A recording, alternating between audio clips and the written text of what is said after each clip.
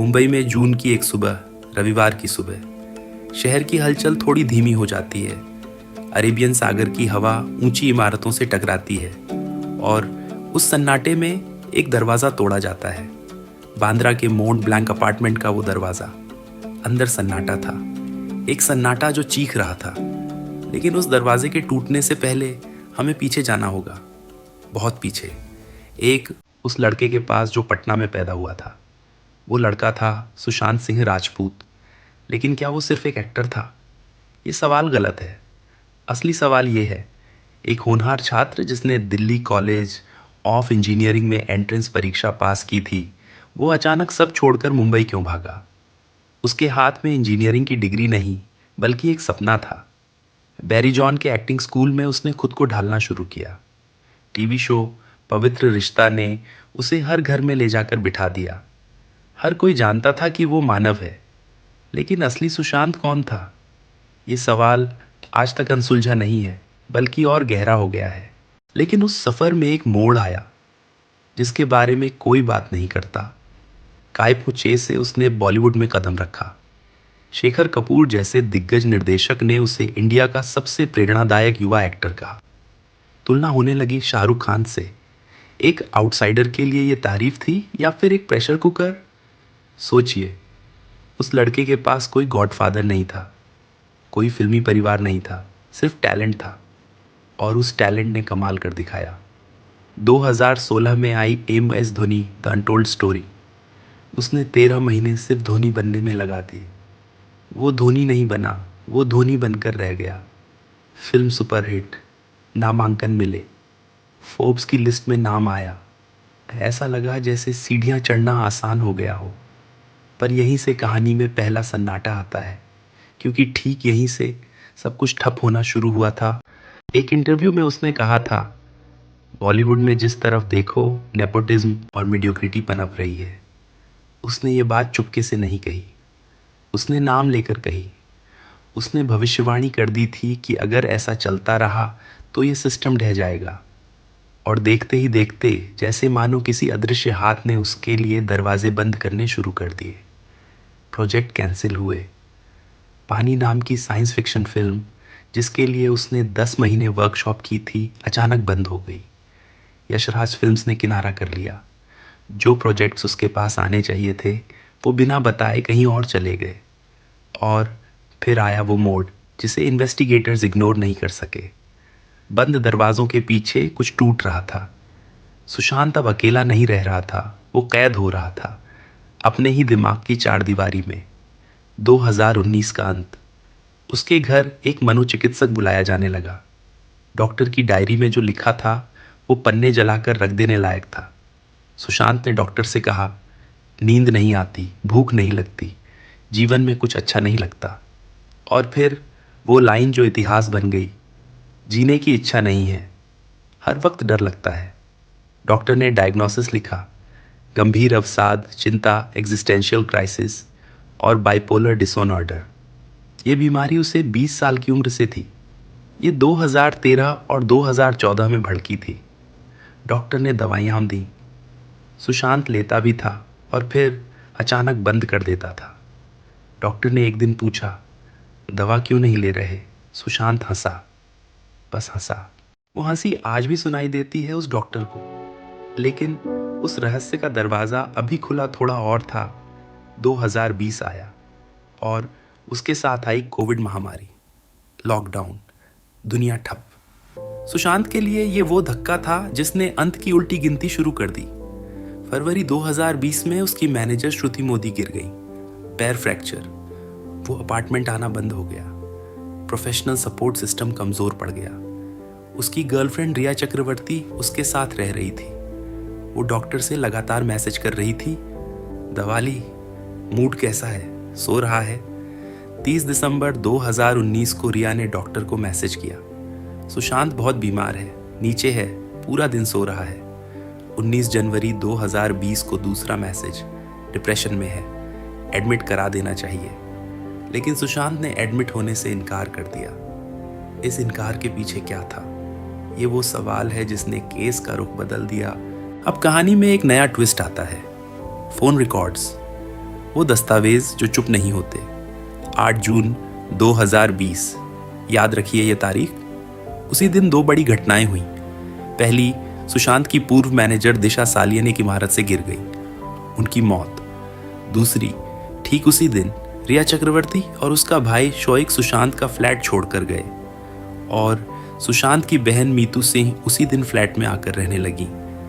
8 जून से 12 जून तक मीतू वहां थी। ये 6 दिन ही हैं पूरे केस की गुड़िया की चाबी। लेकिन जब सीबीआई ने इन 6 दिनों की डिटेल निकाली तो जो मिला वो सबको चौंका देने वाला था। सुशांत के फोन की सर्च हिस्ट्री। सोशल मीडिया पर तूफान से पहले उसके फोन की स्क्रीन पर सन्नाटा था, लेकिन उस सन्नाटे में आग थी। वो बार बार 3 चीजें सर्च कर रहा था। पहला, दिशा सालियन की मौत की खबर। दूसरा, खुद के नाम वाले आर्टिकल्स। और तीसरा, किसी खास मानसिक बीमारी के बारे में जानकारी। वो खुद के बारे में पढ़ रहा था, वो मौत के बारे में पढ़ रहा था, वो उस बीमारी के बारे में पढ़ रहा था जो उसके दिमाग में पल रही थी।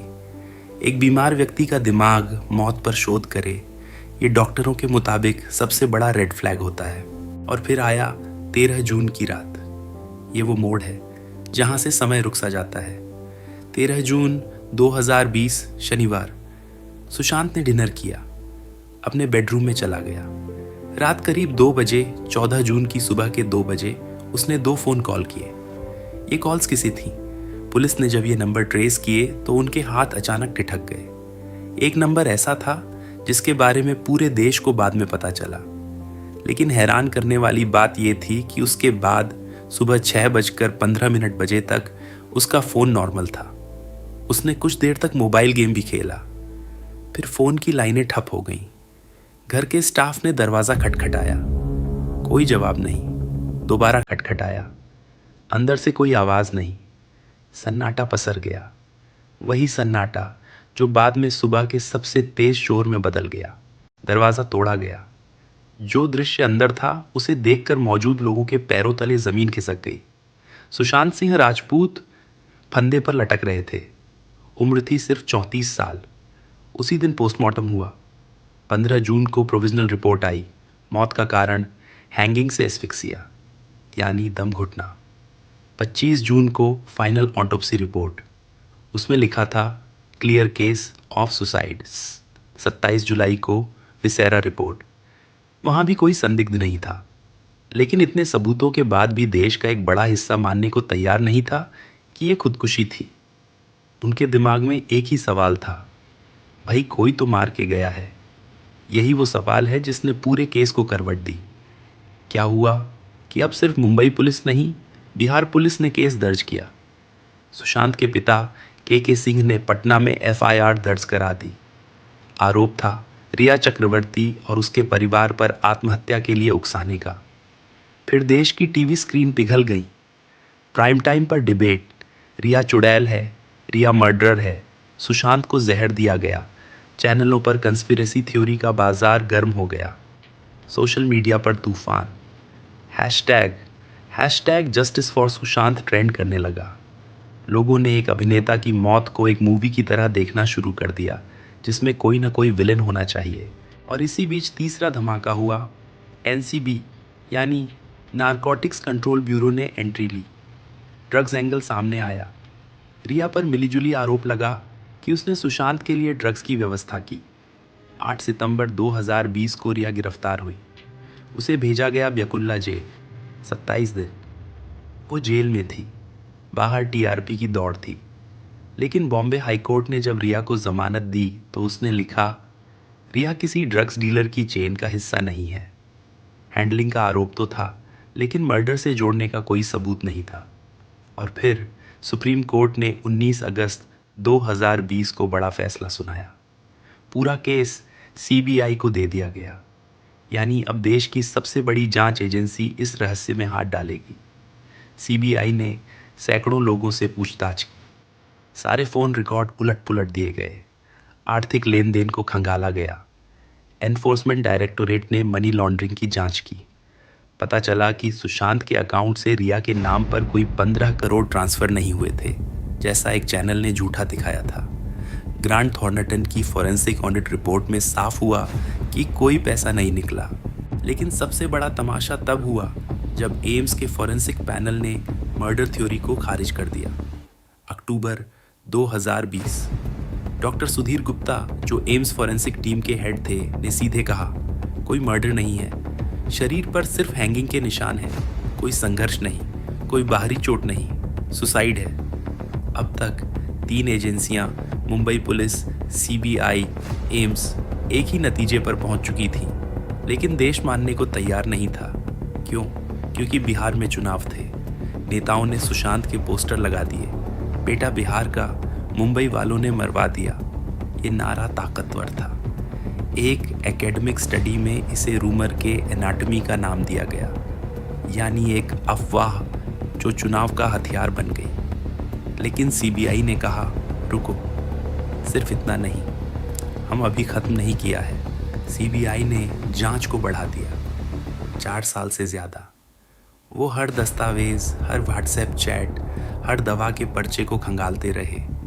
22 मार्च 2025, एक तारीख जो इतिहास में दर्ज हो गई।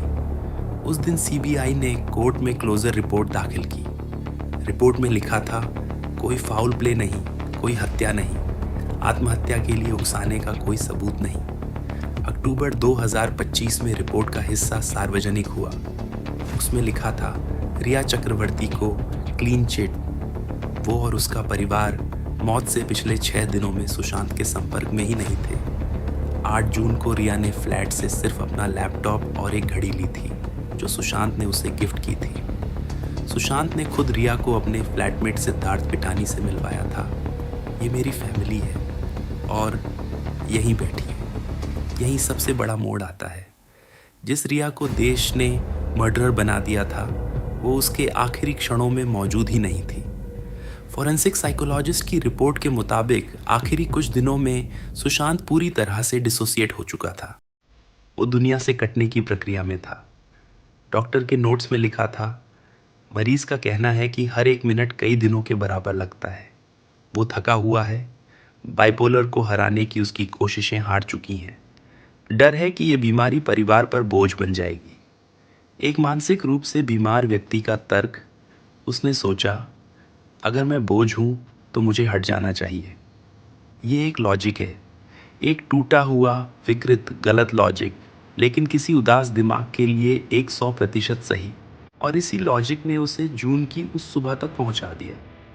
खत्म नहीं, कहानी खत्म नहीं होती, क्योंकि 2025 के अंत में भी रिया के खिलाफ सोशल मीडिया पर जहर उगला जा रहा है।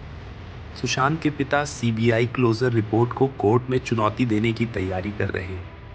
पटना कोर्ट में दिसंबर 2025 में सुनवाई होनी है। मतलब 5 साल बाद भी कानूनी जंग जारी है। लेकिन एक और बात, एक गहरी डरावनी बात जो सबूतों के पन्नों में दब गई थी, वो फिर से सामने आई है। दिशा सालियन का केस। 8 जून 2020। सुशांत की पूर्व मैनेजर।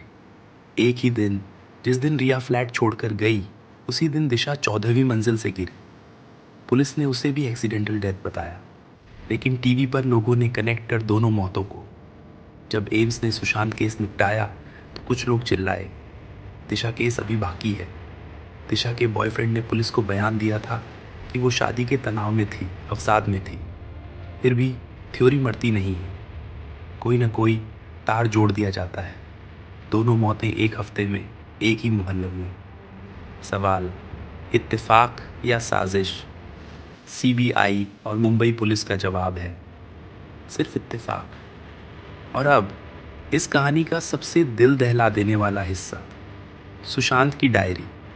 वो जो फॉरेंसिक लैब में थी, उसके कुछ अंश लीक हुए। हालांकि पुलिस ने उसे गोपनीय रखा, लेकिन जो लीक हुआ उसमें लिखा था, मुझे लगता है कि मैं पागल हो रहा हूँ, दवाएं काम नहीं कर रही हैं।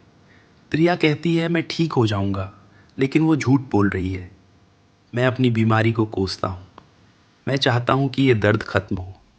एक और पन्ने पर लिखा था, मैंने स्टार्स देखे टेलीस्कोप से, वो बहुत सुंदर थे। और फिर नीचे देखा तो मुंबई की रोशनियाँ थीं।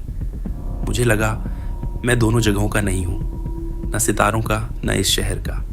एक जवान आदमी का आखिरी दस्तावेज, जहां वो ना तो एक्टर है ना इंजीनियर, बस एक टूटा हुआ इंसान है।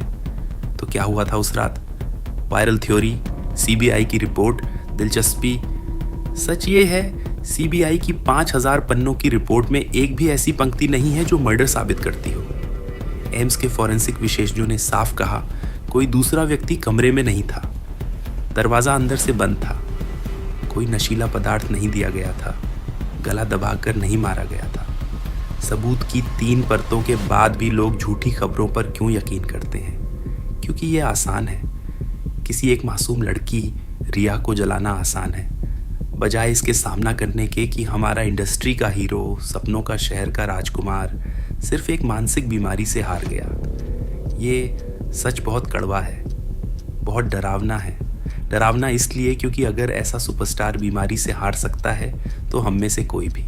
आखिरी दृश्य 2025 का शहर। आज उस फ्लैट की बालकनी से अगर देखो तो शहर नहीं बदला है। वही सड़कें, वही ट्रैफिक जाम, वही पार्टियां, वही गिलासों में शराब। लेकिन एक मौन है। उस मोंट ब्लैंक बिल्डिंग के सामने से जब कोई गुजरता है तो आंख चुरा लेता है। सुशांत का आखिरी प्रोजेक्ट था दिल बेचारा। ये उसकी मौत के बाद रिलीज हुई। फिल्म का आखिरी सीन, वो अभिनय कर रहा है, एक लड़का जो मर रहा है लेकिन मुस्कुरा रहा है, बोल रहा है, हम दोनों एक जैसे हैं, दोनों का दिल बेचारा। जब ये सीन शूट हुआ था तो शायद सुशांत नहीं जानता था कि कुछ ही महीनों में वो सीन उसकी जिंदगी बन जाएगा।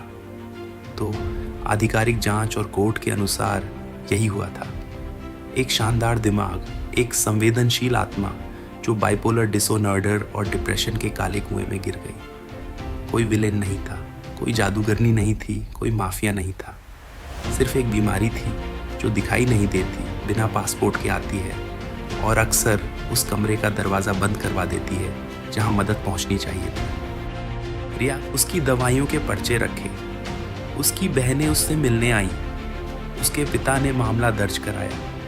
सब कुछ हुआ, लेकिन कुछ भी काफ़ी नहीं था, क्योंकि अगर आपका दुश्मन आपका अपना दिमाग है तो वो जंग आप या तो जीतते हैं या उसमें मर जाते हैं। सुशांत उस जंग में 14 जून 2020 को सुबह सुबह हार गया और हम उस हार को देखते रहे, पॉपकॉर्न खाते हुए टीवी के सामने, उसका शो बनाकर। क्योंकि एक स्टार की मौत टीआरपी बेचती है, लेकिन एक बीमार इंसान की पीड़ा वो नहीं बिकती, वो बस वहीं रहती है, एक बंद कमरे में, एक टेलीस्कोप के पास जो अब किसी के काम का नहीं। सुशांत के टेलीस्कोप ने चांद की सतह देखी थी, लेकिन वो अपने अंदर के काले सागर को नहीं देख सका, या देखा और डूब गया।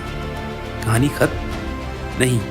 कहानी तब खत्म होगी जब हम ये मानने लगेंगे कि दिमाग की बीमारी भी शरीर की बीमारी की तरह असली होती है। तब तक हर जून की रविवार सुबह वो दरवाज़ा जो तोड़ा गया था हमारे मन में फिर से बंद हो जाता है और एक ही सवाल बाकी रहता है, क्या हमने उसे बचाने की सच में कोशिश की थी या हमने सिर्फ उसकी मौत पर बहस की? कहानी अभी खत्म नहीं हुई, ये तो बस एक अध्याय था।